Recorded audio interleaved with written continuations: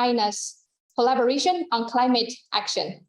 So climate change is an inevitable and urgent global challenge, which with significant impact for the sustainable development to all the countries. Appropriate actions to address climate change calls for closer and more effective collaborations among countries, organizations, and individuals. This webinar aims to significantly contribute to a better understanding between Thailand and China on research, development, and innovation cooperation on climate actions, and more effective promotion of the synergy between climate action and sustainable development. It is expected through today's seminar, we will build on a network of knowledge partners with researchers in China and Thailand that have a commitment to advancing the climate actions. So to start today's seminar, I would like to firstly invite Professor Subhagat Dakal, the Vice President for Academic Affairs of AIT, to deliver his welcome remarks to all speakers and participants.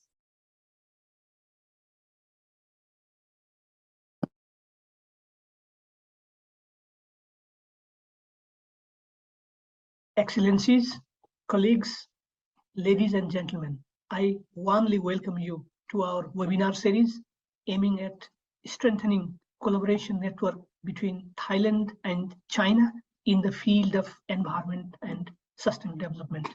Today's seminar is the fourth event of the series, which is co-organized by AIT's Belt and Road Research Center and National Research Council of Thailand. The topic of today's webinar is strengthening Thailand-China's collaboration on climate action. The 2030 Agenda for Sustainable Development and the Paris Agreement provides a firm foundation for the coherent implementation of climate actions and sustainable development objectives at all levels. Many SDGs and their objectives are also be met in a ways that allows for adaptive response to climate change.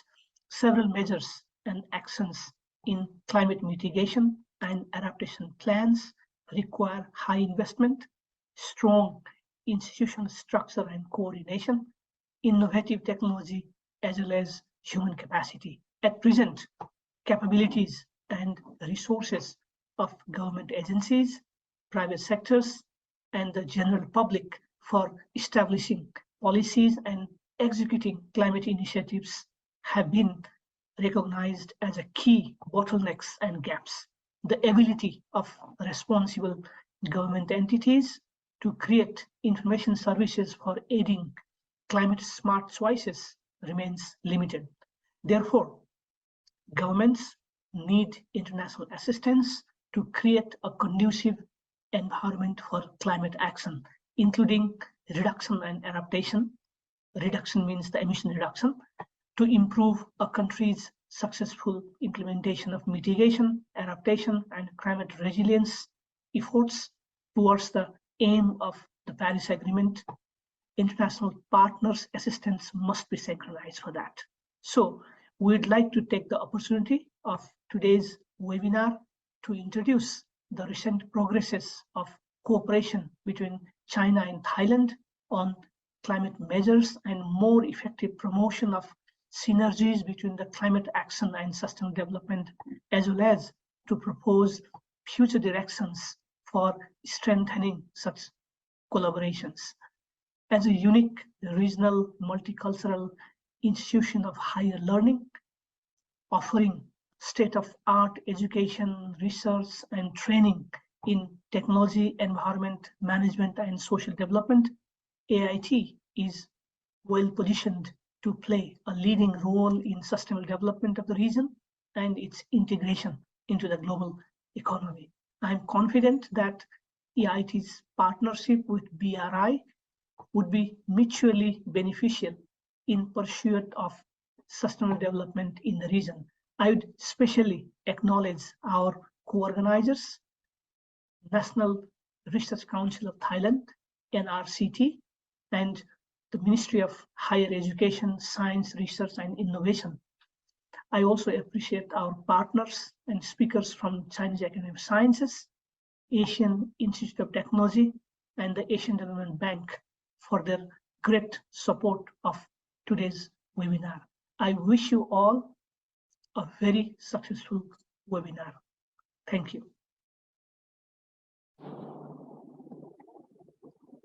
Thank you very much, Professor Shobaka, for your warm welcome to all the speakers and also participants. So now we are also very honored to invite Dr. Viparat Dion and Professor Gensuo Jia to deliver the opening remarks for us. Dr. Viparat Dion is the Executive Director of the National Research Council of Thailand, or NRCT. In the past, she served as at NRCT as the Head of Research Promotion and the Development Section, Director of Public Sector Development Division, and Director of Research Evaluation and Knowledge Management Division. Dr. Dion holds the PhD in Demography from Mahidol University. Dr. Dion, please. Distinguished speakers and participants, greetings to all. It gives me great pleasure to deliver opening remarks for the webinar series on strengthening collaboration, network between Thailand and China in the field of environment and sustainable development. This time on the topic of climate action, which is aimed at strengthening collaboration between Thailand and China in the field of environment and sustainable development. The National Research Council of Thailand, or NRCT, is honored and powerfully grateful to be a part of the partnership in organizing this webinar together with the AIT Belt and Road Research Center of the ASEAN Institute of Technology. I would also convey my appreciations to our collaborative organizations, including the Institute of Atmospheric Physics, Chinese Academy of Science. I should mention that NRCT has run cooperation with the Belt and Road Initiative and is hosting the Digital Belt and Road International Center of Excellence, known as DIBA ICOE Bangkok, in which AIT is a collaborator. In addition, NRCT has established the Climate Change Strategy Research Center and developed climate change research strategy during the recent year. Through this platform, I'm confident that the Thailand-China cooperation will get stronger in the many years ahead. NRCT is the principal organization in Thailand which guides the development of the countries and public policy by using research, including the integration and the administration of national research budget, leading up to the concrete utilization. NRCT administers research work with professional standards by using moral principles to reach achievement.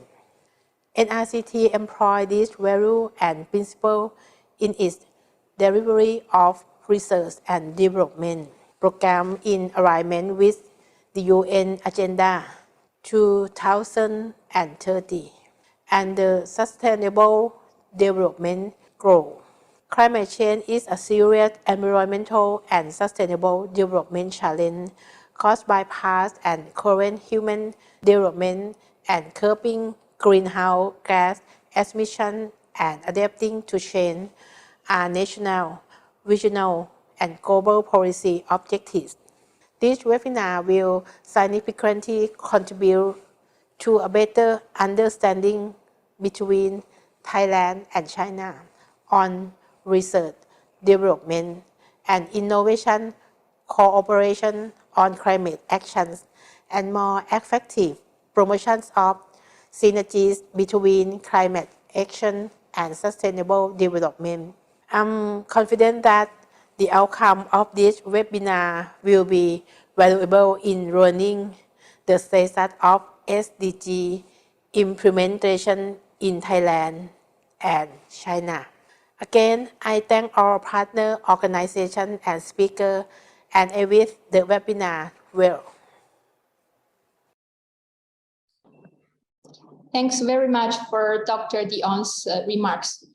Professor Gensuo Jia is the director of Global Change Research Center for East Asia, Institute of Atmospheric Physics, Chinese Academy of Sciences. He is the coordinating lead author of IPCC Special Report on Climate Change and Land, and also the UNEP Global Environmental Outlook. He is also the committee member of the International Science Council Regional Committee for Asia Pacific. Professor Jia holds multiple academic backgrounds, including ecology, environment, and climate science, and dedicated to understanding interactive changes of climate and the ecosystem through the use of field experiment, satellite remote sensing, and also their synergies. He also strived to serve society by directing observation and the synergies to science policy interface in support of sustainable development. It is my privilege to call on Professor Jia to deliver his address. Thank you, Wenchao. Dr. Dion and Professor Dako and colleagues. First, I want to congratulate to BRRC ICOE Bangkok for being recently recognized as the #1 ranking out of all 9 international centers of BRRC by BRRC Science Committee. It was recently, just several weeks ago, holding online. And you all know that RCT and AIT are key partners of this ICOE Bangkok. So this is a recognition of this excellent progress during last year and 1 year before. And I also want to recall a good memory in Bangkok about 3 years ago, and 2018 in spring, it was a big event in Bangkok held in a UN Convention Center. That was the joint meeting organized by CAS and RCT as about regional sustainability and also including climate change. And I think that was the important moment and a milestone for our ongoing collaboration. And since that meeting, there were several joint research projects launched, covers several subjects, including climate change and natural disasters. I think one of the joint research efforts between our 2 sides is ongoing case studies offered by Co-Data Open Science Program and the CAS Earth Program. So in that program, we use Southeast Asia as a case study area to promote our monitoring system for extreme climate change and disasters, including fire, drought, flood. And I think you will see more details from Professor Wang Li's presentation. For IAP, my institute, we have a long history of collaborating with Thailand partners, and including the seasonal climate forecasts for the region, and also the disaster monitoring for the region. And you will see more details from Dr. Wang Ling's presentation. In summary, I think for China and Thailand, and as well as the Monsoon Asia as a whole, we share common challenges of climate change and disasters linked to climate change. So we face common challenges, and we also have a good opportunity for collaboration. We already started, and we will continue, and we will enhance, as you can see from this joint workshop. Thank you. Thank you very much again for the remarks from Dr. Dion and Professor Jia. So before we start inviting our speakers today, shall I request all of our participants to turn on your webcam and take a group photo together with us.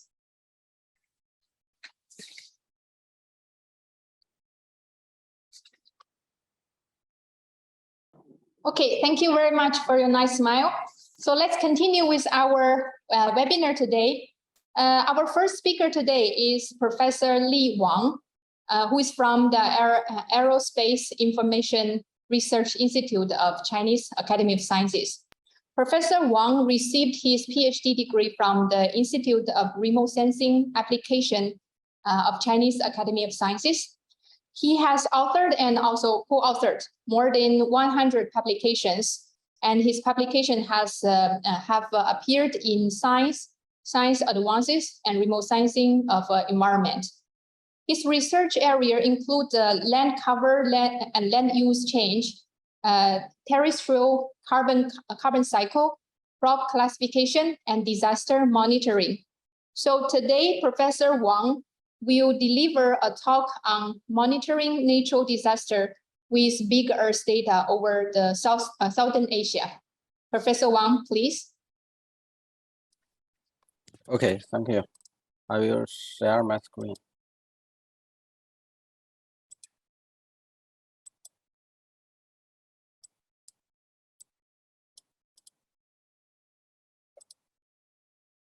So can you see? It's okay? Yes, it works well. Okay. Hello, I'm Li Wang. Is from the Aerospace Information Research Institute, Chinese Academy of Science. I'm glad to have this opportunity to participate in this discussion. Today, I will introduce our work is about monitoring natural disasters with a big Earth data over the Southeast Asia. My report is has 4 parts. So firstly, I will introduce some background. As we know, the Southeast Asia is one of the regions most vulnerable and to natural disasters in the world. According to our analysis of the EM database statistics, since 1980, the highest number of the natural disasters is East Asia and Southeast Asia, followed by the Western Asia and Russia and the other regions.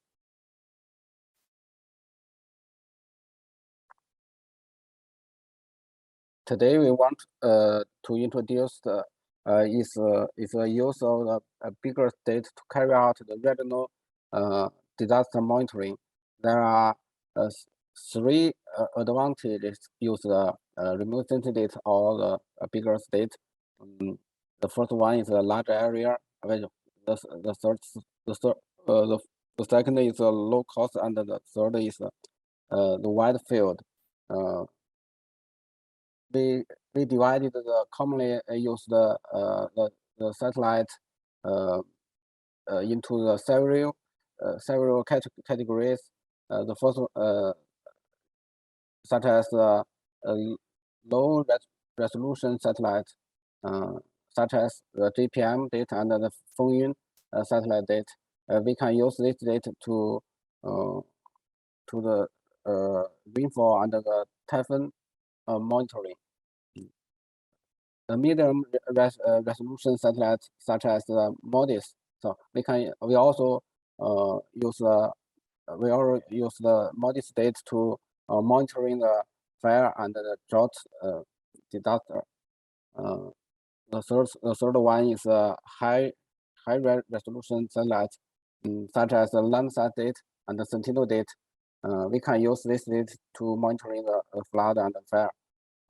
And we also use ultra high resolution satellite, such as World View and the Chinese satellite Golfin series satellite. We can use this ultra high resolution satellite to assessment the assessment the loss of the country after the disaster. In the next, I will introduce briefly introduce some satellite data. The first one is the MODIS data. MODIS data is from the 2000 until now. The MODIS data has a long time on track, so they have many data, and the MODIS data have been used in very fields, more fields, and they have many better product, so we can use this product to do many fields. And the most important is MODIS data is free, so many scientists and use this data to do some work. The second satellite I want to introduce is the Sentinel data. The Sentinel data is from 2014. Sentinel, I want to especially introduce the Sentinel-2 data. Sentinel-2 is a high resolution and multi-spectral imaging. One satellite has a reverse period of 10 days, and the two satellites complete each other. So the revisit period is 5 days. Compared with Landsat, the Sentinel-2's constellation is in a spatial resolution and the spatial resolution and the temporal resolution. The third one I want to introduce is the Golfin series satellite. It's launched by the Chinese, and now we in the Golfin series satellite has a multispectral sensor, hyperspectral sensor, and SAR sensor under the front, near, and stereo photographer sensor. The other important data is SAR satellite, such as Sentinel-1 and the Golfin 3. SAR satellite has its advantage. It can penetrate the clouds and has all-weather monitoring capability. It is sensitive to surface water and can be used for monitoring water and soil moisture. So it can be used to monitoring the flood and the drought disaster. It has a certain penetration ability to the surface, to the land surface, and the penetration depth is related to the surface characteristics. So it can be used to detect the land surface deformation. With rapid expansion of the satellite data and the continuous improvement of outgrown complexity, the efficiency of the traditional remote sensing technology has been unable to meet the needs of the real-time, rapid, and accurate disaster monitoring. So at now, so present, more and more we have more and more satellites and more algorithms and increasing the data resolution. So our small storage space and the slow data processing speed is unable to meet our needs. So we need high timelines and high automation and high information technology to solve these issues. So our research objective is aiming at the bottleneck of the remote sensing technology in disaster monitoring. A series or disturbed remote sensing technology system have been developed at the storage, computing, and system levels to achieve automatic, near real-time monitoring of the various natural disasters in the Southeast Asia.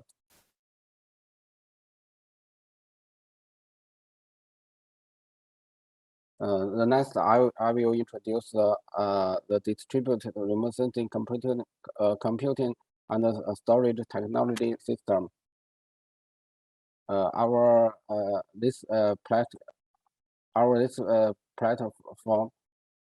Now I will introduce our system we have developed. There are 5 characters. The first one is it will have automatic acquisition capability of the remote sensing data. So you can use this system download the remote sensing data automatic. And the second is automatic pre-processing technologies. And the third one is organizations, the storage, management, and the security mechanism of remote sensing the bigger state, big data. The fourth is we will have a software and hardware architecture of the remote sensing data, big data distributed computing. The last is we design and construction and testing and operation the business system based on the distribute remote sensing big data storage processing technology. So in this system, we have 3 levels. It's including the client and the model player and the data player. The data player is a storage system. We can store the massive remote sensing.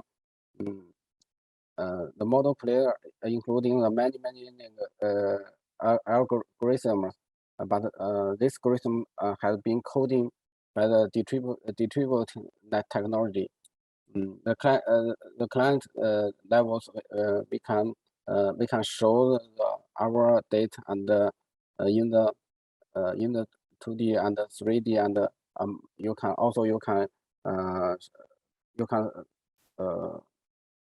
you can see the our system on the mobile equipment. So at present, we have really the distributed programming of this series technology is including the pre-pro or the massive remote sensing data, emergency response calculation of the remote sensing, distributed computing or remote sensing, and mathematical model, and deep learning, and minute and second level query, and static or remote sensing big data, spatial and spatial matching of the multi-source data, spatial and temporal fusion of the massive remote sensing data. So as far we have many data on our storage system. It's including the multi-state sentinel data and some disaster product like the TVDI and reinforced data. So next, I will introduce our platform. We use our platform to monitoring the disaster in the Southeast Asia.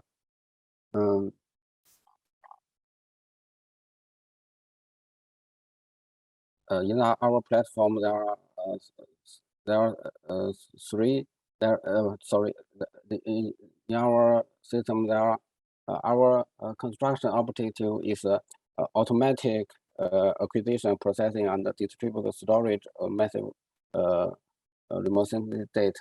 And we, at present, we summarize our system's characters is automatic, operational, and practical and instant. So we can do monitor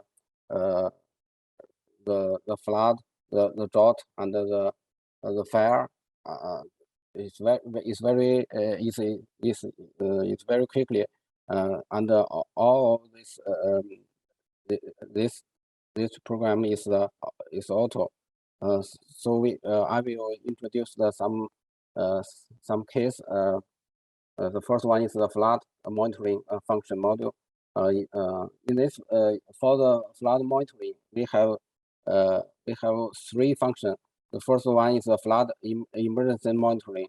The second one is calculation, static, and graphic representation of the flood information.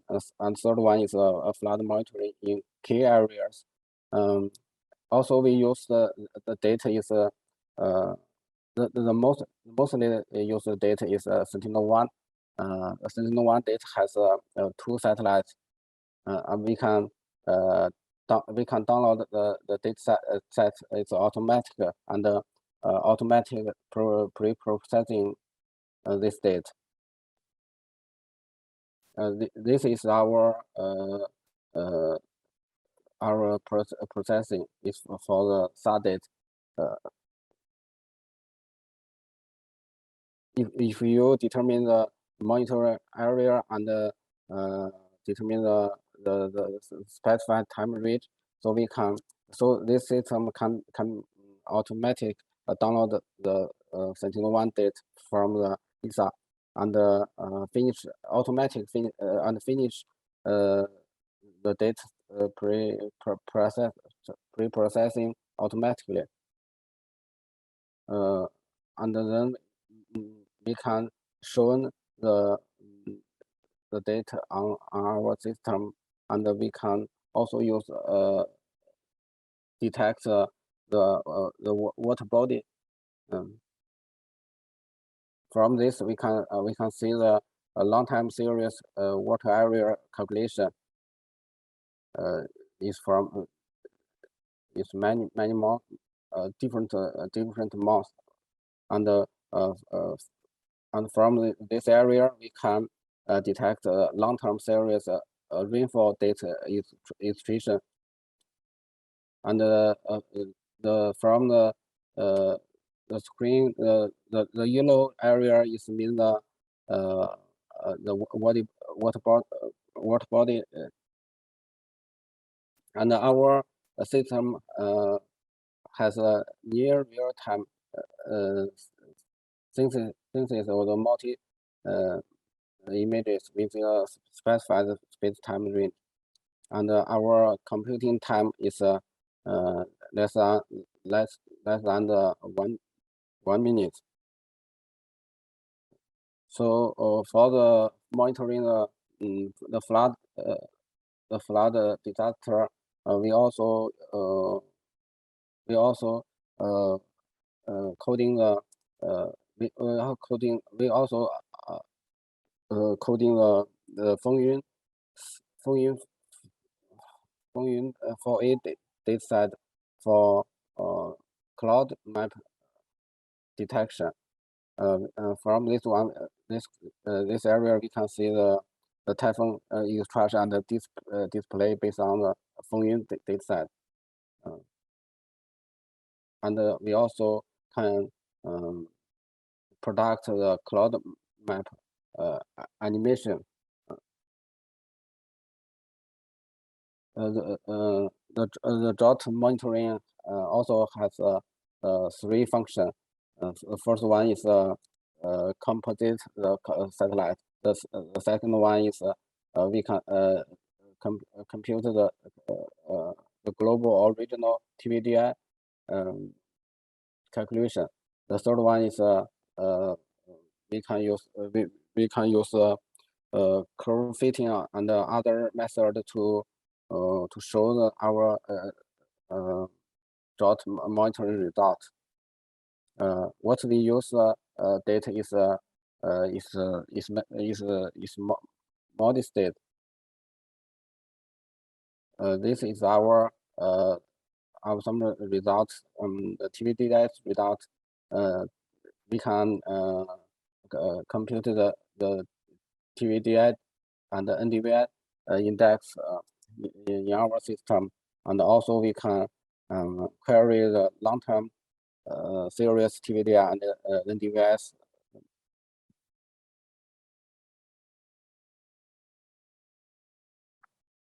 For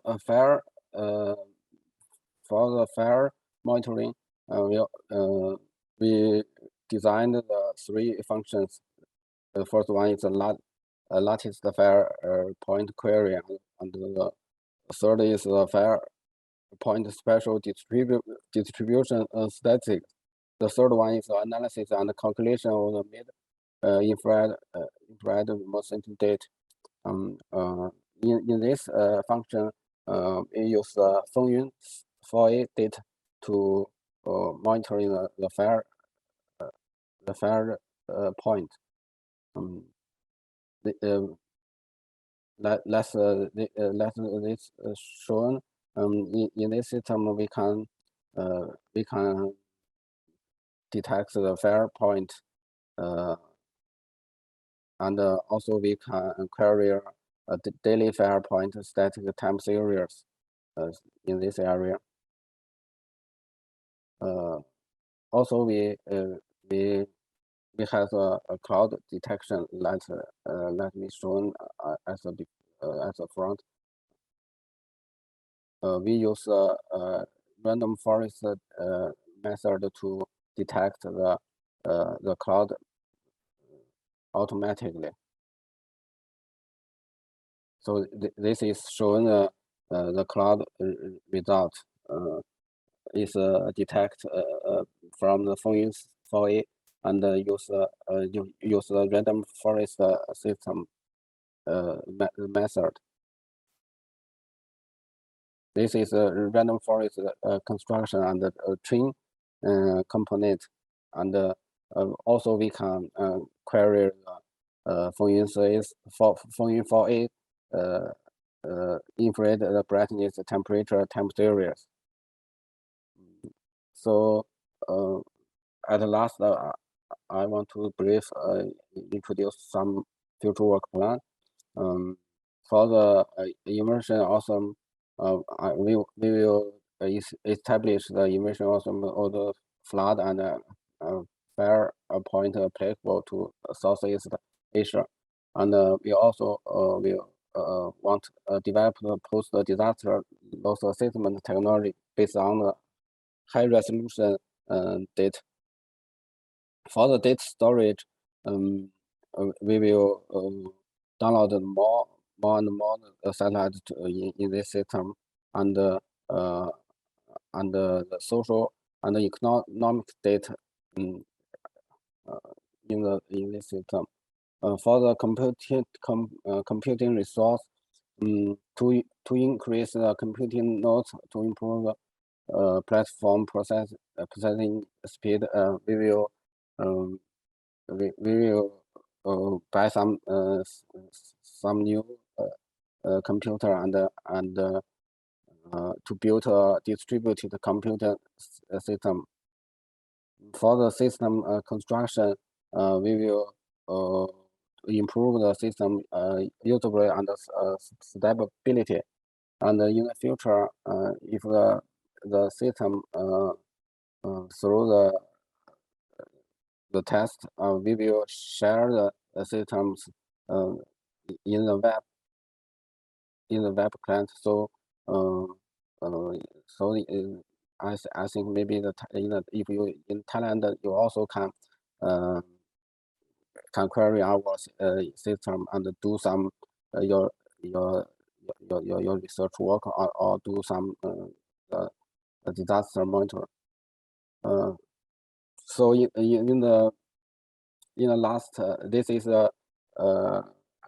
this is the advancement for the global eco monitoring. We also have do some annual report from the China. The GeoArc is focused on the global question of the ecosystem and environment. National Remote Sensing Center of China initiated the global GeoArc and have been continuously releasing 29 reports and 109 open access data sets in the past 10 years from the 2012 and 2021. And in this year and the next year, we will focus on the Arctic ice, snow, crop production, food security, and the carbon emission observation, North South Pole, and the Qinghai Tibet plateau crop production and food cereals. Focus on this area, we will have some new report, so you can download this report at this address. This is some case in the GeoArc annual report. Thank you. Thank you very much, Professor Li Wang, for sharing with us your recent research progress on disaster monitoring. And in fact, the DIBA ICOE Bangkok and AIT Belt and Road Research Center are planning to organize the professional training program on utilizing the BRRC data to do more analysis and monitoring to support the sustainable development in the country and also the region. So I really appreciate your kind support, general support for our later training programs also. We can provide more details in terms of using this wonderful data platform and also the approaches to support the local management of the climate change. Thank you very much. Thank you. So let's move on. Our next speaker today is Professor Sangam Shrestha. Professor Shrestha is the professor and chair of Water Engineering and Management Program at AIT. He is also a visiting faculty of the University of Yamanashi, Japan, National University of Laos, and a research fellow of the Institute of Global Environmental Strategies. His research interests are within the field of hydrology and water resources, including climate change impact assessment and adaptation in water, integrated water resource management, and groundwater assessment. So today, Professor Shrestha is going to talk about the climate change and the development impact on water resources of the lower Mekong Basin. Professor Shrestha, please. Yeah, thank you, Dr. Wencha. Good afternoon, everyone. Let me share my screen.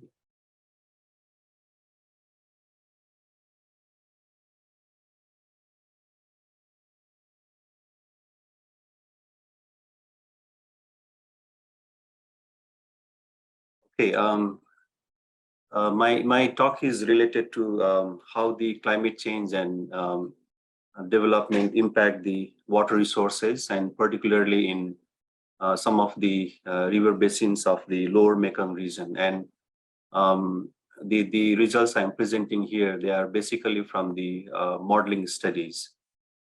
This is the outline of my presentation. So I will briefly talk about the lower Mekong River Basin, which is a transboundary river basin, and some of the water resources management issues. And of course, climate change is one of the major issues for the water resources management. And then I'll talk about case study, because lower Mekong River Basin has a lot of basins, and it's not easy to talk about all the basin modeling studies. So I have selected one case study that we have conducted in the Sekong River Basin, which is one of the sub-basin of the Lower Mekong Basin. And recently, we also initiated the collaboration with Beijing Normal University, especially on how the climate change, land use change, and other stressor impact the water resources in Lancang Mekong River Basin. And if time permits, I'll try to present some of the key challenges and way forward. I think all of you know that Lower Mekong Basin is the transboundary river basin shared by 4 countries, Thailand, Laos, PDR, Cambodia, and Vietnam. And this river basin is providing the habitats of more than 60 million people living along the main river and also tributaries. And the Lower Mekong River is about 2,400 kilometers, and this supplies water to a large basin of nearly 571,000 square kilometers. And this basin has this, Mekong River, which supplies water to food production, energy generation, and ecological sources.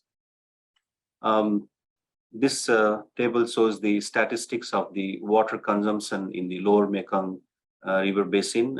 In fact, this is old data, but the trend of the water consumption is more or less similar now as well. And you can see that in the Lower Mekong Basin, basically water is consumed for the agricultural activities, industrial production, and also domestic sector.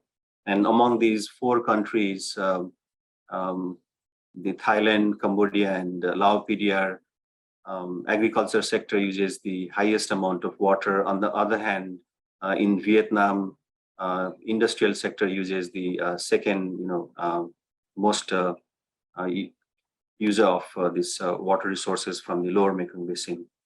And despite the role of the Lower Mekong River Basin to the sustainable development, there are several challenges in this basin related to the water resources planning, development, and management. And I have taken only 3 major challenges here. One is climate change, the next is the land use and land cover change, and the third one is the dam development, especially for the hydropower production. So this slide shows the temperature projection in the Lower Mekong Basin. And in the Lower Mekong Basin, the temperature is projected to increase on an average of 3 degrees Celsius to 5 degrees Celsius by the end of this century. And this temperature increase will have significant impact on the water cycle or hydrological cycle, especially the rainfall and runoff, and that will have several implications on the water resources management. The another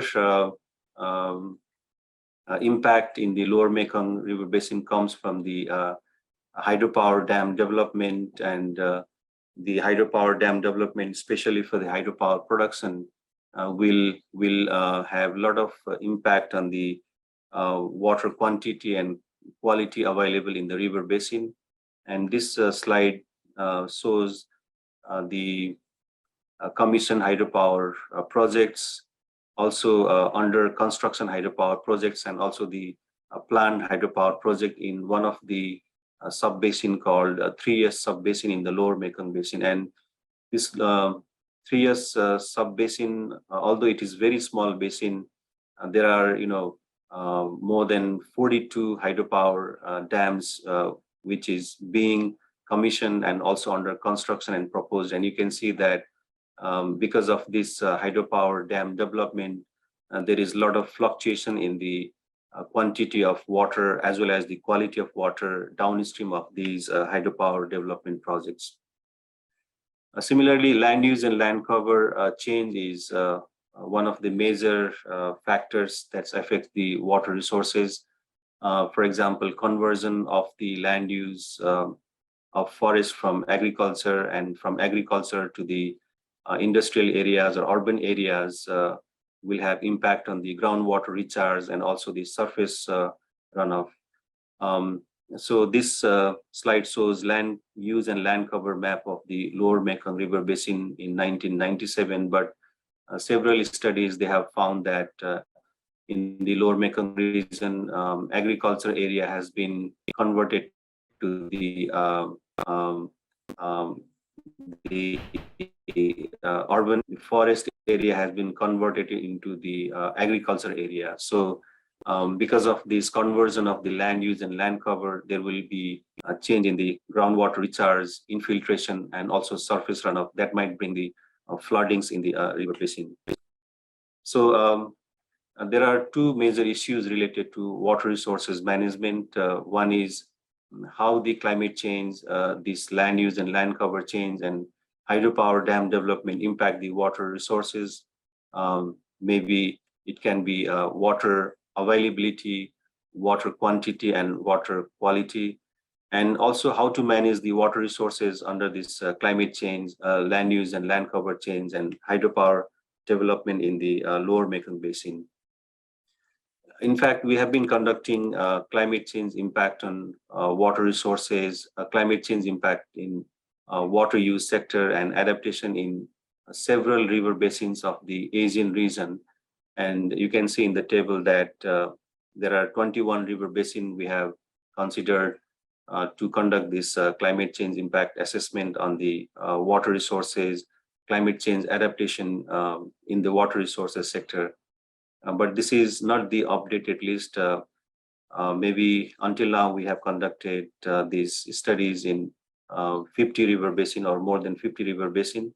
And the highlighted box is the river basin that we have selected in the Lower Mekong Basin. This is the general methodology that we have followed to conduct the climate change impact assessment, land use and land change impact assessment, and also the hydropower dam development impact assessment on the water resources and water use sector. The future climate are generated from the data from either global climate model or regional climate model, and since they are at the low resolutions and at the global scale, we have downscaled them into the basin level by using several downscaling methods. Similarly, we have used the hydrological models, land use and land cover models, reservoir models, and water quality models to simulate the hydrological conditions and also the land use and land cover conditions in the basins.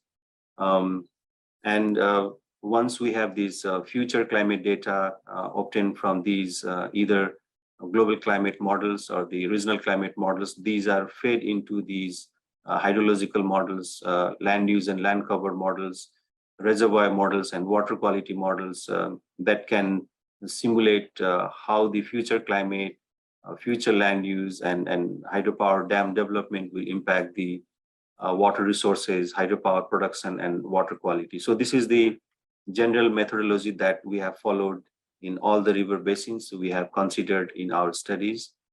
So I want to present one of the case studies that we employed this methodology in Sekong River Basin, which is a transboundary river basin in Cambodia, Laos, and Vietnam.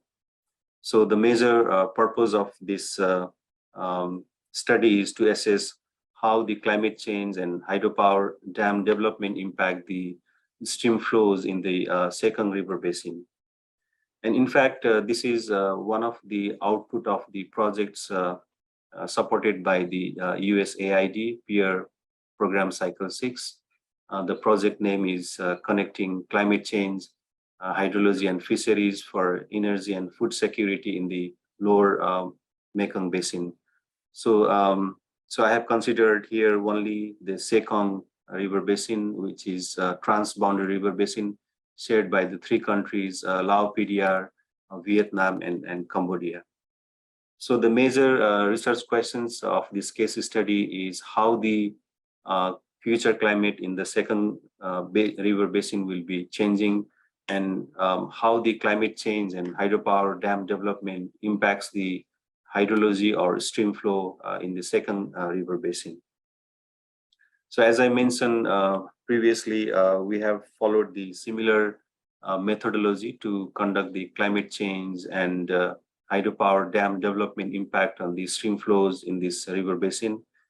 So we have taken the climate data of at least 5 regional climate models to project the future climate data, since the climate data of these regional climate models are the coarser resolution. We have downscaled them at the Sekong River Basin level using the linear bias correction techniques. And these data were projected for 3 future time period, near future, mid-future, and far future. We called it as a 2030s, 2060s, and 2090s. So we have the future climate of the Sekong River Basin. So to simulate the hydrology and also the dam operation scenario, we have considered these 2 models called soil and water assessment tool and HEC regime. And of course, we have calibrated and validated these 2 models because these models have to be able to mimic the hydrological behavior and also the reservoir behavior of the catchment. And once we calibrated and validated these models, we have future climate data already obtained at the basin level, fed into these 2 models, and we obtain the future climate of the Sekong River Basin, future stream flow of the Sekong River Basin, and also the future hydropower generation of the Sekong River Basin. So these are the data we used for these modeling studies, and these data were obtained from the several sources I have given here in the table. We used 5 regional climate models data that the characteristics of these regional climate models are also outlined here. And in this Sekong River Basin, we have used 1 commissioned hydropower project called Sekaman 1, which is existing or under operation, and another is Sekong 4A, which is being planned. So we wanted to know how the climate change and also the operation of the hydropower projects impacts the stream flow or water availability in the Sekong River Basin. So basically, we created 2 scenarios. So one of the scenarios is on the left-hand side, under the climate change condition, if we consider the operation of the Sekaman 1 hydropower project, which is already existing hydropower projects, so what will happen to the water resources or hydrology or stream flows downstream of the hydropower project? So there are 2 stations we have considered. One is in the upstream area and one is in the downstream area.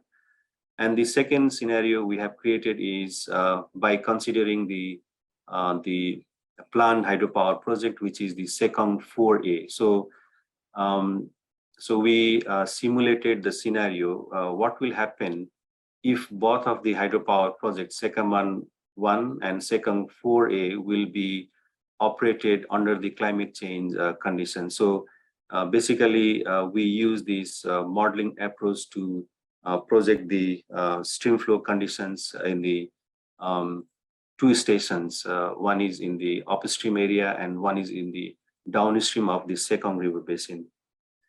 So these are some of the results from the study. And in terms of the future climate, it has been projected that the temperature is going to increase by at least 2 to 3.5 degrees Celsius in the far future. And this increase in the temperature is higher in wet season in the Sekong River Basin. Similarly, in terms of the rainfall, you can see here there are 2 bar diagram under 2 RCP scenarios, which is called representative concentration pathways. It has been projected that the average annual and wet season rainfall is projected to decrease, whereas the dry season rainfall is projected to increase under both of the scenarios in the future. Similarly, we have also simulated how the river discharge will be impacted by climate change in combination with the hydropower operation. So we found that the annual and dry season river discharge is projected to decrease in the upstream area of the basin. And comparing to the seasonal discharge, wet season discharge is projected to increase. And in the far future, there is a higher magnitude of change in terms of the discharge in the upstream area. So you can see in this bar diagram, we have simulated what will happen if there is only climate change in the future, and what will happen if there is a climate change combined with the hydropower operation. And here we consider only one hydropower, which is the existing hydropower.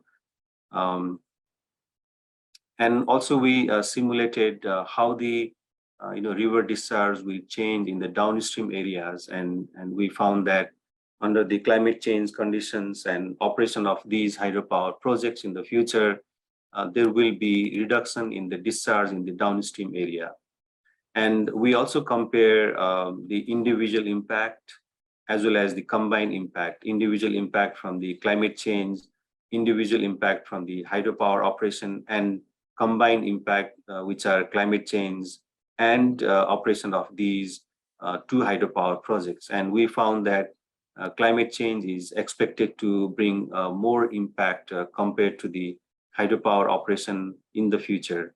And the higher decrease is expected under dry season. So these are some of the conclusions from the case study that I have presented. As I mentioned, that this Sekong River Basin is expected to be warmer, and there is a lot of variability in the rainfall expected in the future.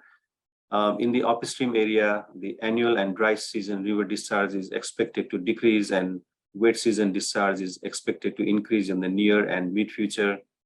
Similarly, climate change and hydropower operation will reduce the river discharge at the downstream, and river discharge is seen to be impacted more by climate change compared to the hydropower operation in the future.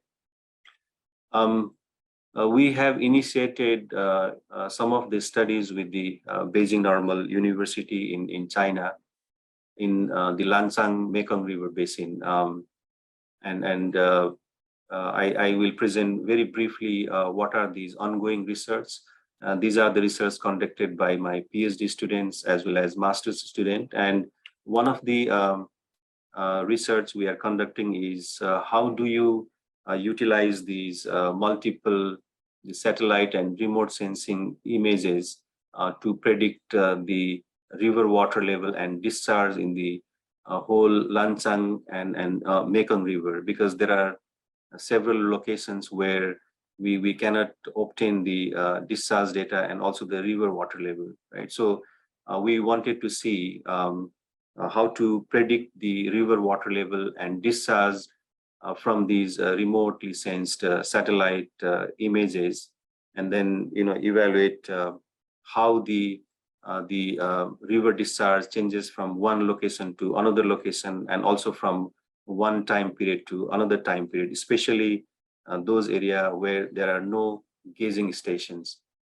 And the second research we have initiated is hydrological and water quality alterations due to the hydropower dam development in this Lancang Mekong River Basin, because there are at least 10 big hydropower projects in the mainstream of the Mekong River, and there are several hydropower projects in the tributaries. And we wanted to see how these hydropower dam development has impacted the hydrology and also the river water quality. And we are planning to use several machine learning techniques to predict these the hydropower dam development impact on the river water discharge and river water quality.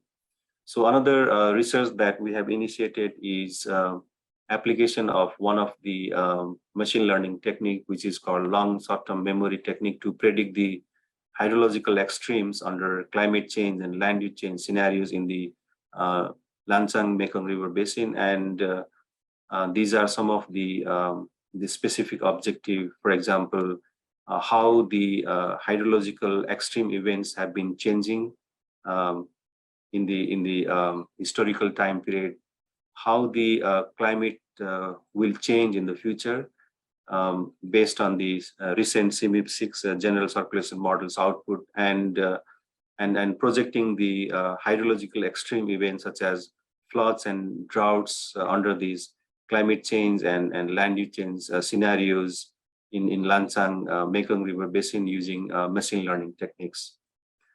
There are several challenges for this kind of studies, and one of the challenges is uncertainty in the impact assessment studies, and because uncertainty is inherent because we are using a lot of data and a lot of modeling tools and techniques, and they cannot be 100% accurate. So how do we reduce the uncertainty in this kind of impact assessment studies?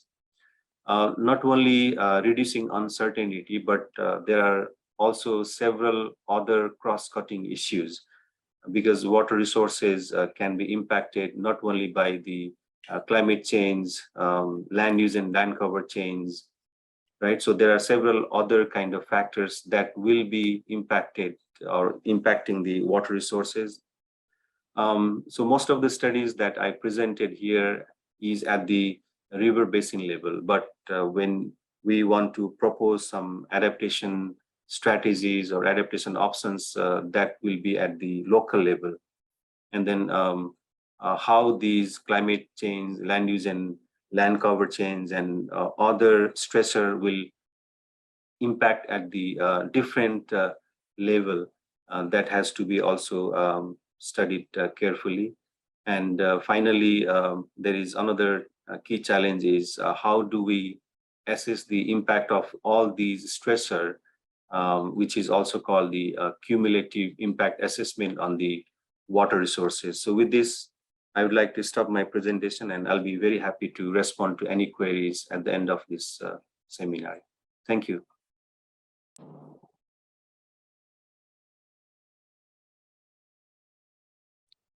Thank you very much, Professor Shrestha, for introducing several of your ongoing research focusing on the Lancang Mekong River.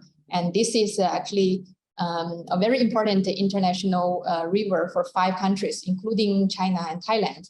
And I believe you bring a very interesting topic, which we could think about further future collaborations between China and Thailand to assess the impact of climate change on the river and then its associated impact to human well-beings. Thank you very much again for your presentation.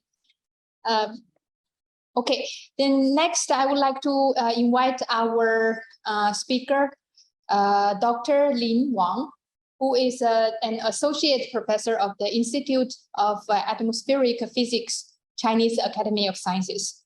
Dr. Wang has been engaged in research of drought meteorology, and he is currently working on the physical mechanism of extreme drought in Southeast Asian region. So today, Dr. Lin Wang is going to introduce some of his research about the dedical background for active extreme drought episode over the Southeast mainland Asia. Dr. Lin Wang, please. Okay, thank you. Good afternoon. I'm the President Lin Wang. First, I would like to thank the convener, the chairman, especially Professor Geng Suojia, for inviting me to join the conference. This is really a good opportunity for the China and Thailand scholars to exchange academic ideas. The presentation title here is Decadal Background for Active Extreme Drought Episode in the Last Decade over Southeast Asian Region. This work is conducted under the China-Thai Joint Project. The project name is Decadal Variability, Mechanism, Prediction, of climate extremes over Southeast Asian regions and global warming. So I'm the PI in the China side, where Dr. Jack Reed is the PI in the Thai side. So I thank to all co-authors. Next shows the content of this work. First, let me briefly introduce the background of the motivation of this study. The study domain chosen here is the Southeast Asian region as outlined by the blue rectangle. It consists of two regions. One is Southwest China, the other is Indo-China Peninsula. Why we combine these two regions together? Because there are several very important cross-border rivers. For example, Lancang Mekong River, the Nujiang Salween River. Because this region is heavily water dependent, so it makes it highly susceptible to climate change and its variability, especially drought hazard. In the last decade, the Southeast Asia is frequently hit by extreme droughts. Here I show some photos in Southwest China and Indo-China Peninsula.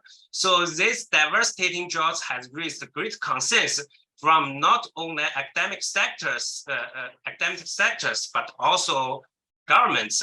The United Nations also warned that we should ready for the dry years. In the academic sectors, considerable efforts has been dedicated to deal with the dry-wet variation in Southeast Asia. This effort can be roughly categorized into two groups. One is extremely case studies. The other is long-term change and related mechanism at interannual or interdecadal time scales. However, less studies combine the extreme events and the decadal background together. So what is the role of decadal background? Motivated by the knowledge gap, this study aims to address the following key issues. What is the connection between decadal oscillation and the jump transition towards more extreme droughts in the last decade? What is the quantitative contribution of decadal effect? What is the associated physical mechanism behind? Next, we briefly introduce the data and the method used in this study. The precipitation data used here is retrieved from the latest version of CRU, and the atmospheric circulation data is obtained from JRA55. The key variables include moisture flux, precipitable water, vertical velocity, and horizontal wall. The SST, that is sea surface temperature data, is get from Hardy SST.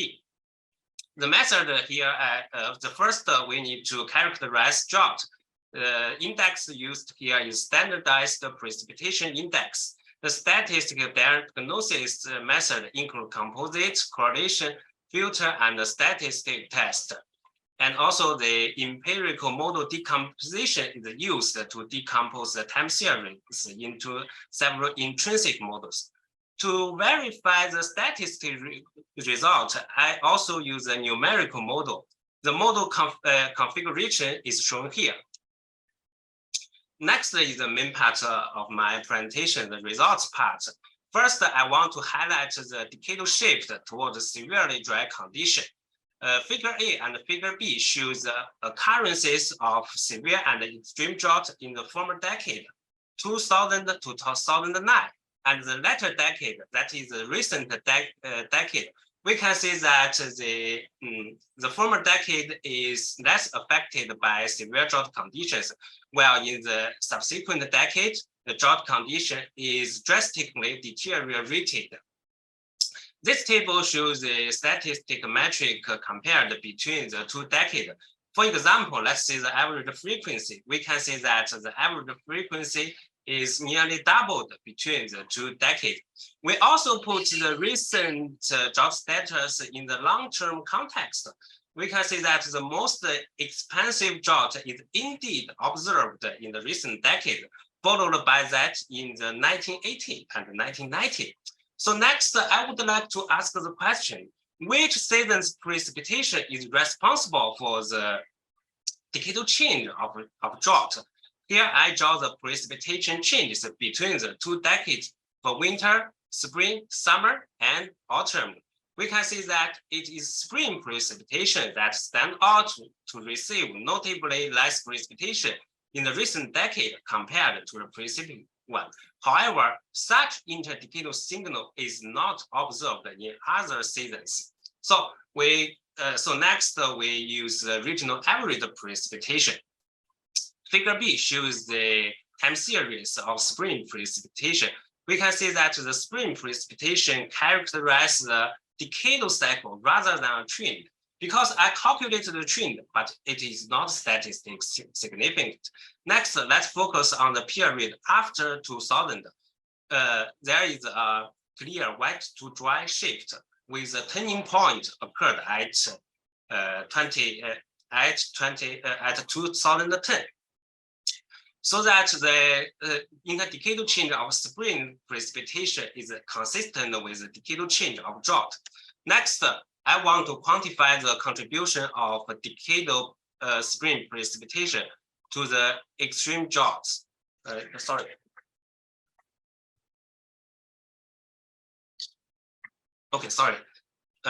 this end, I show the 2 rows. The first row shows a severe and extreme drought with precipitation variability included.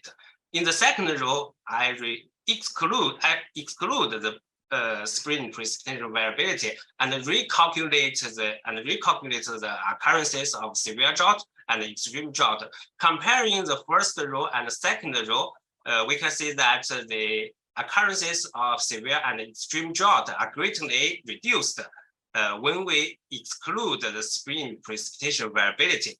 And the similar result can also be found from the perspective of regional integrated histogram. Based on statistical calculation, the contribution is found amounting to 43%. I want to say that this contribution is really substantial. So as we know that the spring precipitation has a key role in induce the decadal change of drought. Next, we want to investigate the physical mechanism. Before that, I first show the climatological field related to Southeast Asia. The first rows show the precipitation pattern and annual cycle. We can see that the summer season receives the largest precipitation amount. However, we can see the largest variability is occurred in May, not in summer. In the second row, I show the moisture passes and the vertical motion. There are 2 moisture passes that carry moisture from ocean to Southeast Asia. One is southwesterly from Indian Ocean, and the other is easterly from Pacific Ocean. And these two passes converge in Southeast Asia and result in the convergence in Southeast Asia.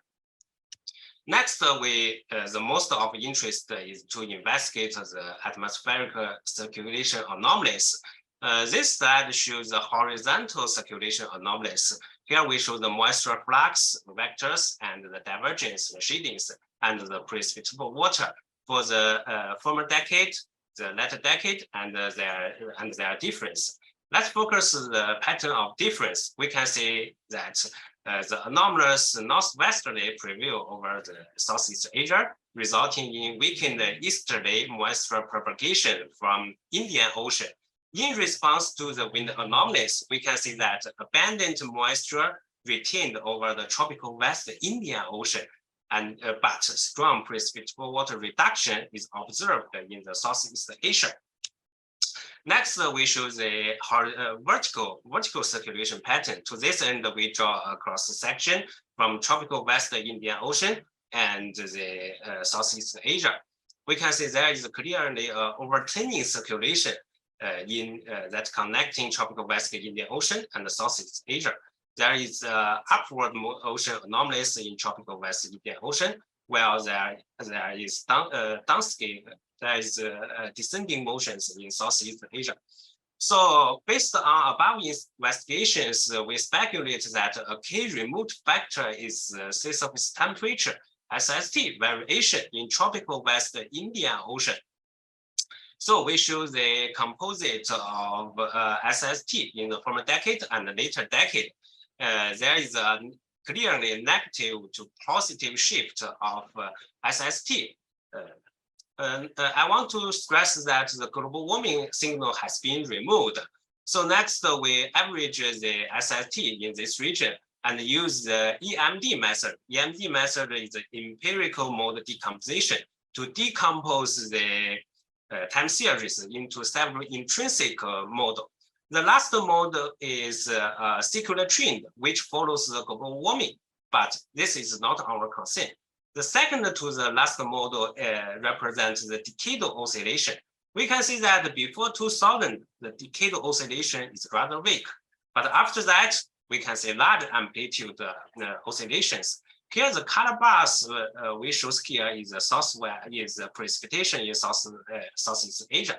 By comparing the length and the color bars, there is clearly an out-of-phase relation in the found.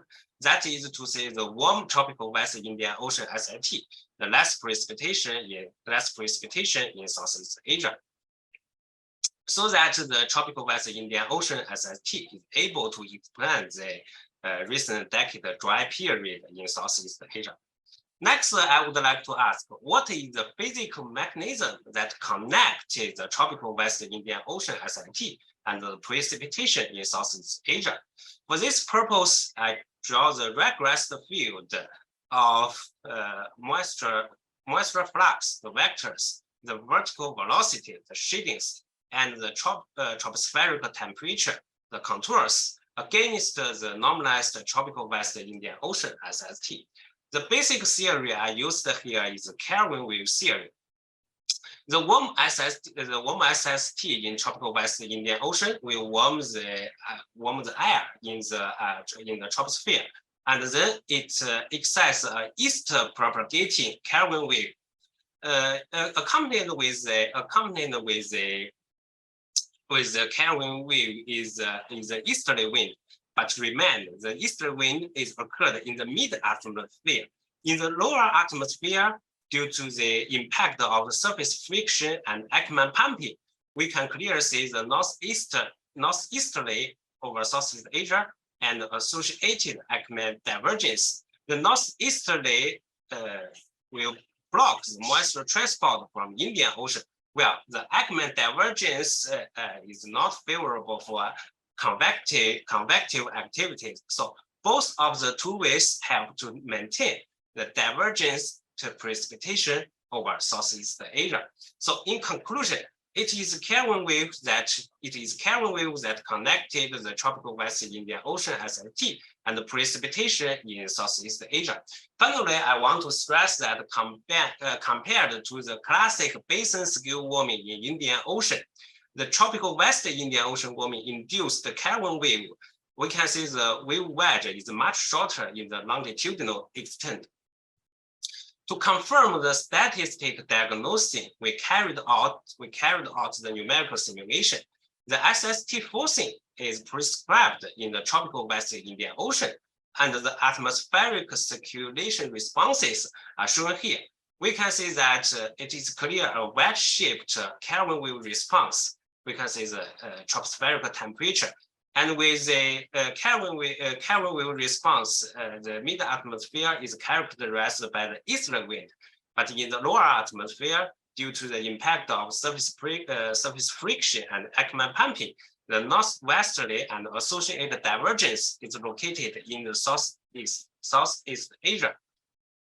And for the horizontal circulation, the reason is observed in the tropical West Indian Ocean in response to the warm SST, and the compensating downward motions is observed in Southeast Asia. So in conclusion, the simulated structure forced by the tropical West Indian Ocean SST alone bears a close resemblance to the observed evidence, confirming the critical role of tropical West Indian Ocean SST.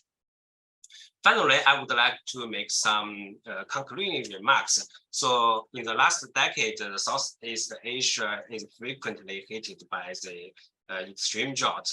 So in this study, we investigate the impact of decadal background, and we find that the decadal shift of the tropical West Indian Ocean SIT plays a key role, and the dynamic processes that linking the tropical West Indian Ocean and Southeast Asia are summarized here. And this work is published in this year in Journal of Climate. Here is my email, and I'm glad to hear from you. Okay, thank you so much. Thank you very much for your talk. So reminding us there is not only the flooding issue, but also the drought issue that we need to concern. Thank you. So I would like to then invite our last speaker today, Mr. Robert Dobias. Mr. Dobias joined the Asian Development Bank as an environmental specialist in 1990s, managed the ADB's new established NGO center in 2001, and then later served as director for 2 divisions responsible for agriculture, natural resources, and social sector. He left ADB in 2012 as the head of newly established climate change unit, where he advised ADB's management on climate change issues. He served as the team leader and senior advisor on capacity building for USAID's Adapt Asia Pacific projects, and is currently working as an advisor to the National Research Council of Thailand on Climate Change Center. So he's also working on biodiversity and climate change policy to the ADB and the USAID. So today, Mr. Dobias is going to share or going to talk from a different perspective, comparing with our previous technical or scientific talks. So he's going to give us an overview on opportunities for climate change finance. May I please invite Mr. Dobias? Hello. Let me first thank the organizers for inviting me to say a few words about climate change finance this afternoon.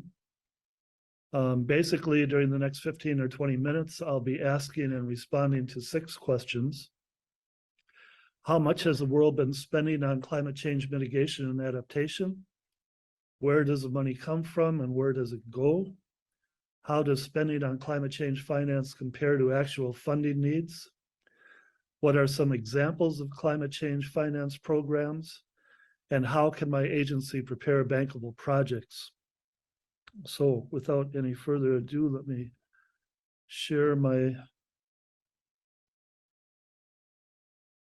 slides. And let me get to it. So, how much has the world been spending on climate change mitigation and adaptation? Well, between 2019 and 2020, the average annual total finance has been somewhere in the neighborhood of $630 billion. So quite a bit of money. And you can see that since 2011, there's been a pretty steady increase every year in terms of finance, although it's slowed down recently. Where does the money come from? Pretty much an even split between public and private sources. Public sources, 51%, private sources, 49%. So pretty much evenly split. Where does the money come from? About 54% of all mitigation finance and almost 70% of finance for renewable energy comes from the private sector. Conversely, on the adaptation side, almost all the finance came from the public sector. Where does the money go? Far and away to mitigation. 90% to mitigation activities and just 10% to adaptation and multiple objectives, meaning a combination of adaptation and mitigation. even though the notional goal is to hit somewhere around 50-50, and of course we're nowhere near that now. Renewable energy is the largest mitigation sector by quite a distance, 42%. And low carbon transport is the fastest growing sector on the mitigation side. On the adaptation side, the water sector, natural resources and agriculture, and disaster risk management sectors are where most of the finance has gone to in the adaptation side. Where does the money go? Well, you'll see here that East Asia and the Pacific, South Asia, Oceania. So Asia and the Pacific gets roughly far more than half of the global investments in climate change, although almost 3/4 of that were investments in China. But another interesting thing about answering the question of where the money goes is, where is the money raised and where is it spent? And it turns out that about 75% of climate investments are raised and spent domestically. That means that the money is raised and then the money is invested in roughly the same places. This has important implications to policies and strategies at the national and regional levels, which I'll talk about a bit later on. How does spending on climate change finance compare to actual funding needs? Well, again, no contest. If you look on the left side of this slide, you'll see the funding for the last decade. And then to the right of that, how much funding we actually need to have if we're going to meet a 1.5-degree pathway. We need to increase our financing by about getting right around 600%, or nearly $6 trillion by the year 2050. So that's both mitigation and adaptation. But for adaptation specifically, it's a similar picture, of course. We need to go from about $50 billion up to $180 billion right away. So woefully short of meeting estimated needs.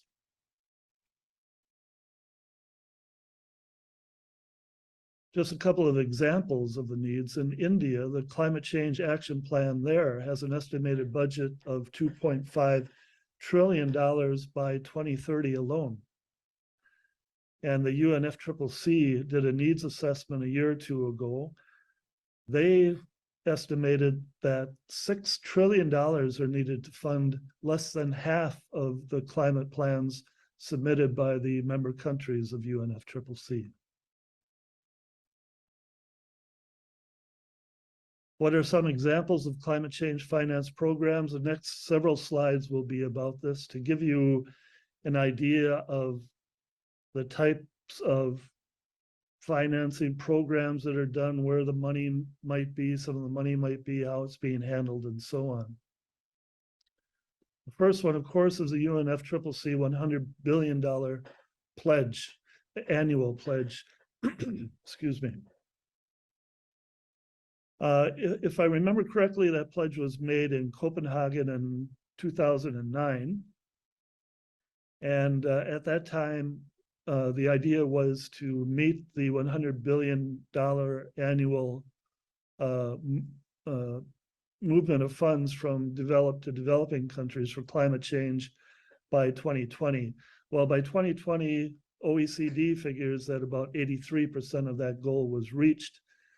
Some NGOs and developing countries dispute that. They figure it was much less, but at any rate, it hasn't been reached. And now the goal is to reach it by, I believe, this year or next year, and then to come up with a new goal in another 3 years.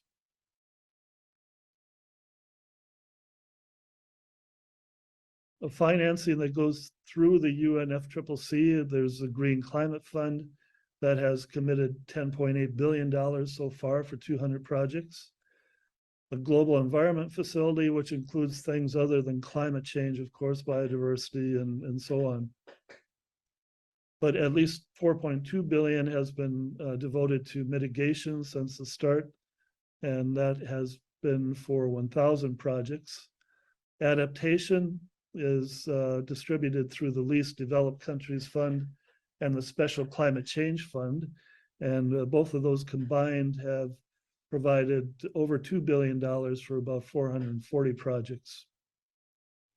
In addition, these funds really seek to leverage additional money. So you'll see that $38 billion was leveraged on the $4 billion for mitigation and $13 billion leveraged on the $2 billion, meaning that for their $2 billion, they were able to find other organizations that put in $13 billion. The Adaptation Fund has allocated almost $1 billion for 130 projects. And last year, the UNFCCC, in trying to increase its focus on the need for finance, developed a task force on access to climate finance. So anyone interested in seeing what the UN is doing on this can look that up. Multilaterals, they are a major source of public finance. In 2018, the 6 multilateral development banks mobilized $111 billion for climate change. Recently, the Asian Development Bank declared that it would provide $100 billion between 2019 and 2030 for climate change. And just this year, the World Bank has provided $32 billion for climate change. The banks also last year joined together in a joint statement on nature, people, and planet to kind of coordinate their financing for climate change and associated fields. Just very quickly give you a look at some of these multilateral funds. There are a lot of them. This is some of them. So there's no shortage of windows you can go to find financing for climate change. The bilaterals, some examples here: Germany, 5 billion euros in 2020, Japan, $45 billion from 2021 to 2025, France, 7.4, EU, 4.6, and so on. Interestingly, a number of countries have gotten together and promised $8.5 billion to help South Africa transition from coal. And the Asian Development Bank actually has done the same thing in the Philippines, I believe, earlier this year. They announced that they would be providing support to the Philippines to retire 1 or more coal-fired plants in that country. Non-state actors and promising financing initiatives. This is primarily about the financial sector. And this was drawn up, this graph was drawn up just before COP26 last year. But it does indicate the number of initiatives that have been taking place in terms of getting the finance sector on board with climate change. The Glasgow Financial Alliance for Net Zero, Net Zero Asset Managers Initiative, Net Zero Banking Alliance, Net Zero Financial Services, and so on. So a lot more emphasis on looking to see how the financial sector can contribute to climate change action. Here are some more examples. $5 billion pledge from 9 philanthropic organizations. This is, I believe, the first time that philanthropic agencies have really come in a big way for climate change. And this actually was for nature and climate change. But $5 billion pledge, significant amount of money. Nearly 500 global financial services firms have agreed to align $130 trillion, or getting near half of global financial assets, to the Paris Agreement. Venture capital firms like BlackRock and Temasek have raised billions of dollars to scale up carbon cutting startup companies. And of course, impact investing, where they shoot for the triple bottom line, social and environmental impact alongside financial returns.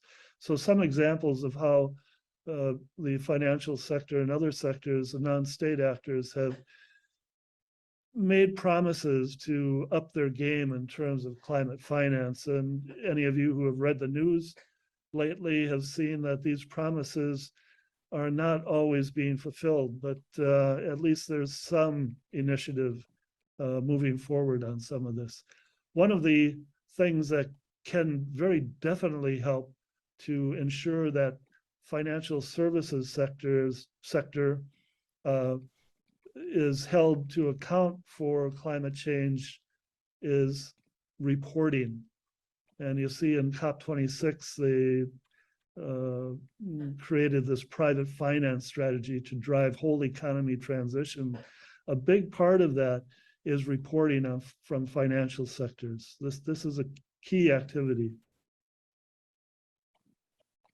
Regional and national efforts, some examples: of Climate Bridge Fund in Bangladesh that helps community groups with small fund grants to undertake climate change activities, adaptation activities in their communities. There are national climate funds in the region. Bangladesh has a couple. Maldives has a green fund that's funded through tax on tourists. Green bonds, Thailand here is a regional leader in green bonds. UK National Infrastructure Bank and others. Also, many countries in this region are looking at instituting climate public expenditure and institutional reviews, and climate budget and budget tagging. These are activities that help to determine more precisely what monies are going towards climate action, how they are being used, and how they move through the system, and therefore you can then monitor and see how well they're doing. These are key activities that were supported primarily through the UNDP, and this continues in several countries.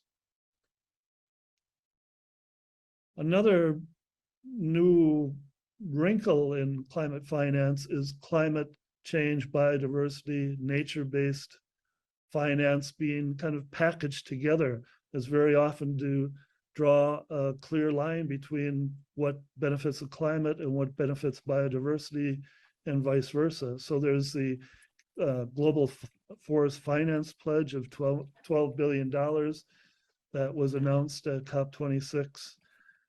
Financial institutions that manage $9 trillion in assets have promised to stop agriculture deforestation risks through their investment and lending portfolios. So these type of activities as well. Market mechanisms, of course, if you don't give carbon a price, none of this is going to make any difference. Carbon needs to have a price, it needs to have a value. The current EU carbon permits are going for about 70 euros, lower than the top rates, but still reasonable. The Paris Agreement, many of you may know, we had the Clean Development Mechanism and the joint initiatives under the former arrangements under Kyoto. And that didn't work quite as well as people had hoped. So now the UNFCCC is working on a new arrangement based on lessons learned from the Kyoto experience. Carbon tax, there are around 25 countries that have instituted a carbon tax of some sort. And of course, there are voluntary carbon trading as well. Some global initiatives, I won't go into this too much, but I will mention special drawing rights of debt, the factor vulnerability into debt relief using special drawing rights. These are normally only available to the developed world. And now there's talk about making these drawing rights available to developing countries, because this can be a significant source of finance under emergency situations. Also, debt for climate and nature program swaps has come up again. Some of you may remember the old debt for nature swaps that began in the 70s or 80s, I believe. And that has been expanded and applied to climate change. Just one word on blended climate finance. This is where money, where a private sector may not go into a climate finance because of the financial risks. Blended finance provides low interest or no interest money to help move them across the line. And this is being used increasingly. Divestitures, I will let that go. I think I'm coming up against 20 minutes now. So let me just mention how can my agency prepare bankable projects? Well, I mention this because having a pipeline of projects is so important. You can have all the money in the world, but if you don't have good projects to put that money into, it really is meaningless. And there are some very good tools to learning how to prepare climate change projects. This is a USAID example for climate change adaptation, but there are others, the Green Climate Fund and other institutions also provide grant financing to help people to prepare their projects. So important that there is a pipeline of well put together project proposals. Takeaways. This is a landscape of climate finance. You don't want to look at that now, but if you go back and look at this at sometime in the future, any of you who are interested, just go to the CPI document and you will see it there. And basically on one page, it lays out what climate finance looks like. Globally, climate finance is making progress, but as we saw, the needs are an order of magnitude above the current levels of finance. And so there really does need to be transformative climate finance coming about. If we are unable to do that, we can't just nickel and dime this problem. Most climate finance is domestic. This is very important. So governments need to develop high quality national climate finance policies, strategies, and institutions, because most of the money they are using is being raised from their country or their region. And so the policies need to be there, strategies and institutions need to be there. As I mentioned just before, bankable project proposals, a pipeline of proposals, also very important. Establish a reliable climate financing tracking system nationally and sectorally. And think carefully on how to incentivize and elevate awareness and capacity among the private sector actors in your country, because after all, globally, they provide half of the climate finance. And finally, as a rule of thumb, use international public climate finance for innovation and demonstration, because these are catalytic funds. Use market mechanisms for mitigation, and use domestic funds if you want to be transformative and you want these things to be sustainable. So thank you very much.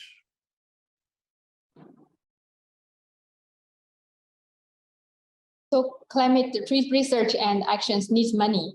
And thanks, Mr. Dobias, for sharing this very useful information, and also give a very great closing of our technical session. And I would like to thank all of our speakers again for their interesting and informative sharings with us. Now, may I please call back all of our distinguished speakers for a short panel discussion. And I would also like to call on Dr. Montip Siratana, Director of the DIBA International Center of Excellence, Bangkok, who is going to moderate the panel discussion. Thank you. Thank you very much, Dr. Van Chau, for introducing my panel discussion.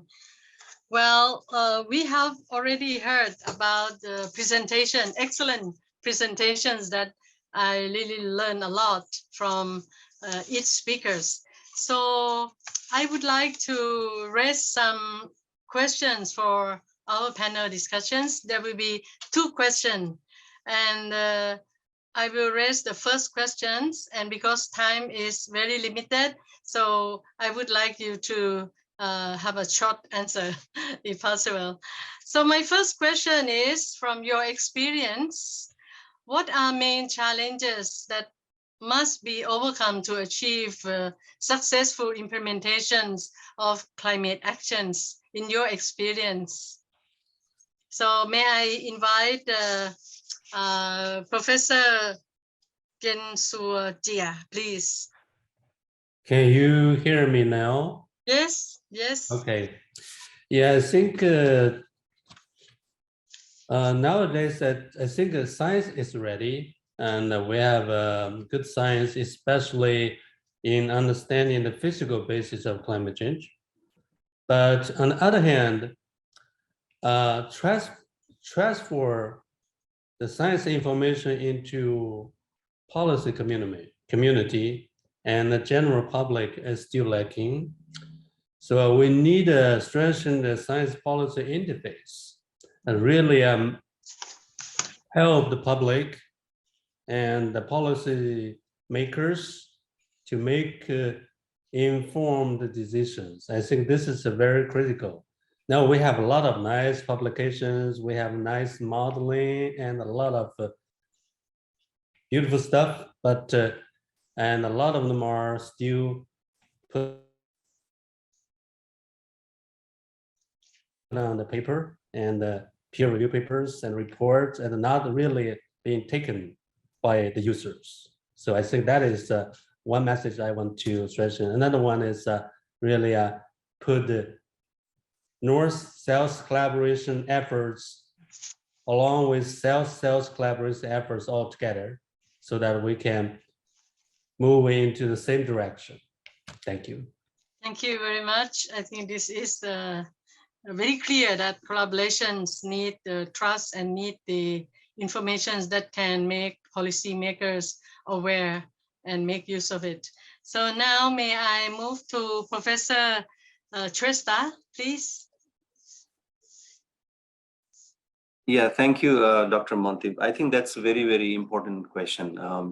So I also want to be very brief. I think one of the biggest challenge to implement this climate action is, the lack of capacity or, lack of understanding the climate change related data, information, climate change vulnerability and risk assessment results from the larger community, especially the government agencies, right? So probably capacity building should be one of the key activities where all the government officials at all levels and also several other stakeholders to be trained to understand these kind of data and information related to climate change impact on the several sectors, and how do you utilize those information for the informed decision making. Thank you, Dr. Montib. Thank you very much. Now can I move to Professor Li Wang, please? Thank you, Dr. Montib. For the biggest challenge, I think is how to share more data and more method and to the more people. I think maybe we need the channels to share the data and the method of just like maybe like the Google Earth engine. But however, the Google Earth engine is prepared for the professional researchers. So this researcher who need some professional knowledge and can easily program. So we are wondering whether we can have a more community platform system to complete the preliminary or pre-processing and simple disaster monitoring automatic. So this can be help more people can join us to the overcome the climate change and disaster monitoring. At the same time, and on the other hand, I think we need more people to participate. More people related to who related to the climate change and the disaster reduction, especially the how to say the ordinary managers or policy makers, but they always without the professional knowledge. So I think maybe to meet these requirements, we need to automate the processing method or the data acquisition, so we can delete the gap from the remote sensing data with the ordinary people. Then we can then we will have more participant people can do this research, do this work. Thank you. That's all. Thank you very much. I think, yeah, I do understand this is really important for how to reach the people at different levels and different stakeholders to participate. So I move the last speaker for my questions. Dr. Lin Wang, please.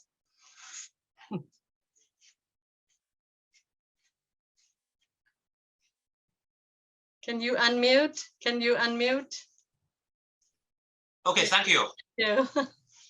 I'm sorry, because I'm a young scholar, maybe I have only some ideas about this challenge.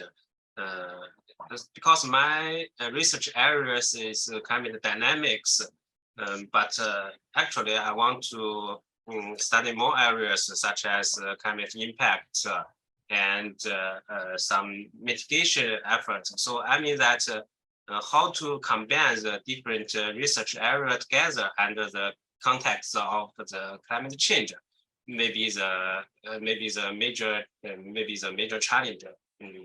It's somewhat like a big science, how to combine the different research areas, different experts together. Okay, thank you. Thank you very much. Now back to my question number 2.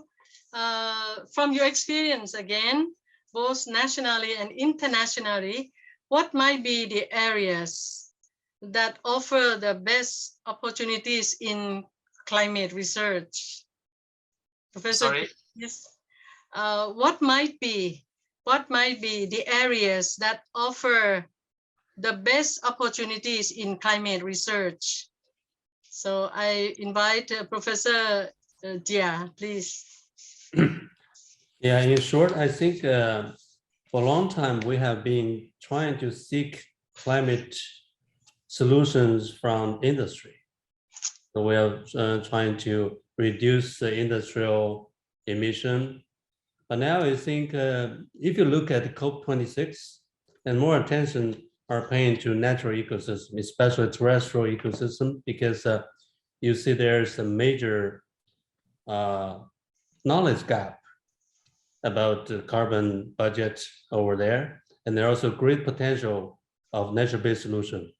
Because a lot of ecosystems, they have a great potential to increase carbon sink by a well-managed and by change this land use options. So I think that is a new frontier for science community and also for the managers.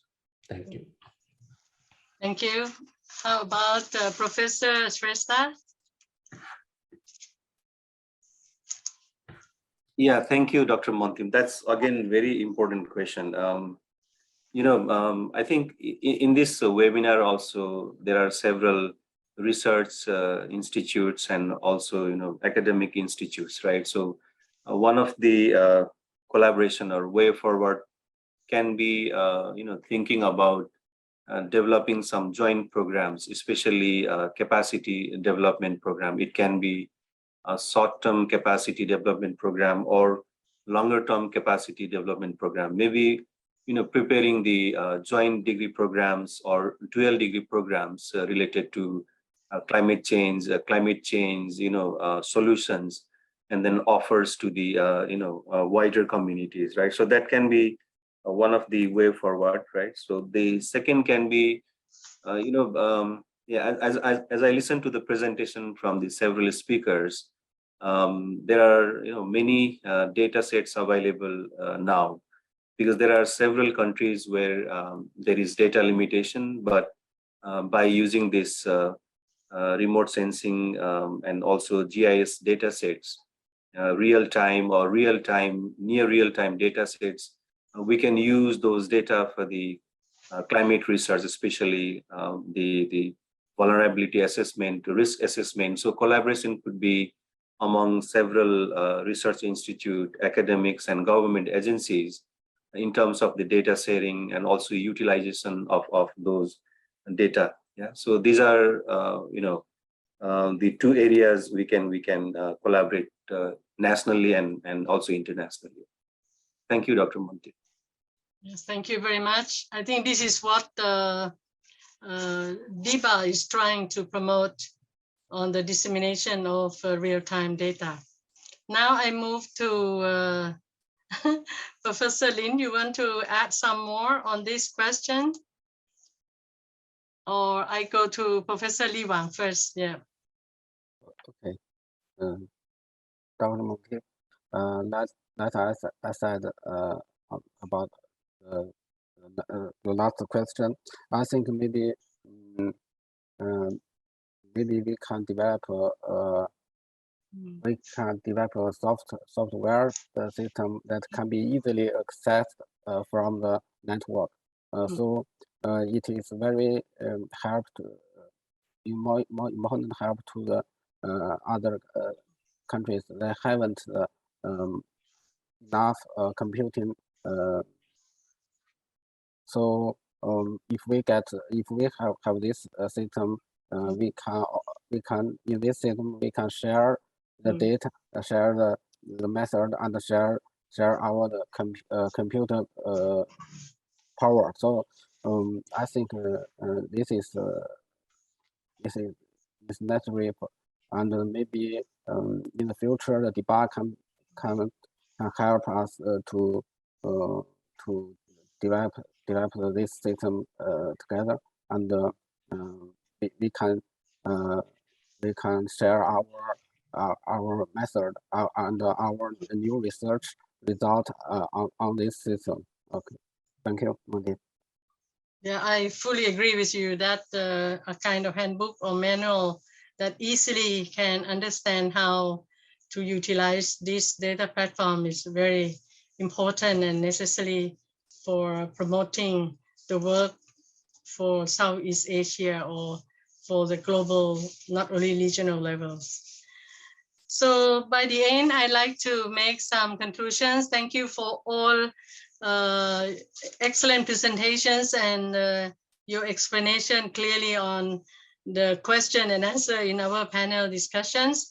I would like to make some conclusions like this, that collaborative climate action, I think, or multi-level climate governance, in short, we can say MLCG, is political intended and will organize cooperation across different levels of government to achieve climate goals, and ideally jointly defined and implemented. Effective and more ambitious implementation can only be achieved through our strong collaborations. For mainstreaming climate action, I like to propose that successful climate action depends on the coherence of policies, goals, and targets across different levels and sectors, as well as corresponding financing instruments vertically and horizontally, like what we have heard from Mr. Robert Dobies. He clearly makes us fully understand about the climate finance. Further climate frameworks, I think, need to be integral parts of all policy making, including best climate standards and technologies in the areas such as energy, transport, waste, agriculture, special development, and important is education. Another one that we should not forget is about developing general laws on climate change, as well as, and that we should concentrate and make it implementable when it well done through nationwide consultation process. I think Thailand is now in the process for initiating Climate Act. And this can result in significantly strengthen national determined contribution, or NDCs, coming COP27. I think NDC will be a main item to be discussed.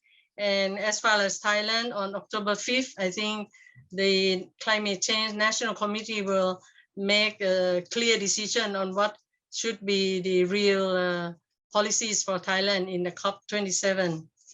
For climate mainstreaming, I think this also helped to move from projects and project funding cycles to firmly establish long-term practices. Our National Research Council of Thailand is a funding agency. So we are now considering the priority of the research that we think it will be very important to fill in the gap that we still have. I think we can consult among our group, like your presentation today is very interesting and highly important, that countries in the region should learn from each other and make it possible for us to collaborate. So we have come to the end of our seminar on strengthening Thailand-China's collaboration on climate action.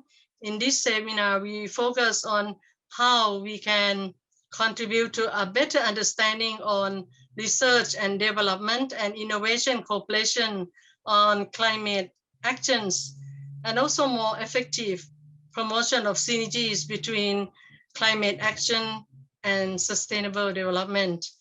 So this webinar will build on a network of knowledge partners and researchers that has commitments to advancing climate actions and the SDGs. So on behalf of the National Research Council of Thailand, Ministry of Higher Education, Science, Research and Innovation of Thailand, Digital Belt and Road International Center of Excellence, NRCT, AIT Belt and Road Research Center, I would like to express my sincere appreciation to all speakers, especially Professor Chubaka Dakal, Vice President of Academic Affairs, Asian Institute of Technology, Dr. Viparat Diong, Executive Director of NRCT, Professor Ken Suojia, Chinese Academy of Science, Professor Wang, Chinese Academy of Science, Dr. Lin Wang, also from CAS, Chinese Academy of Science,